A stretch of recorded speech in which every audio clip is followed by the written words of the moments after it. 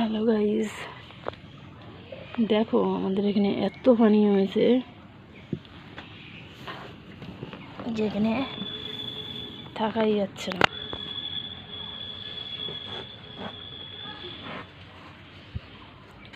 আজ দেখো দেখো এই যে আমাদের কল, আর ওই আছে বাথরুম।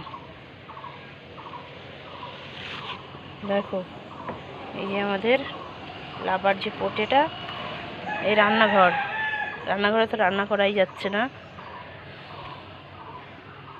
দেখো পানি, দেখো এত বলা হচ্ছে।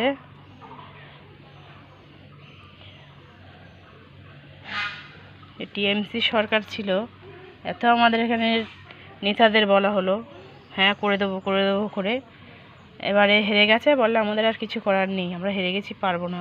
এর আগে অনেকবার বলেছি, করেনি।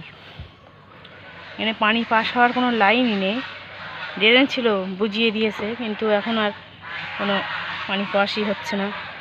যে আমরা কলতে একটু পানি আনবো, সেই পানিটা তাই আনতে পারছি না, বাথরুমে যেতে পারছি না, লাভ দিতেই পারছি না, এরম পরিস্থিতি।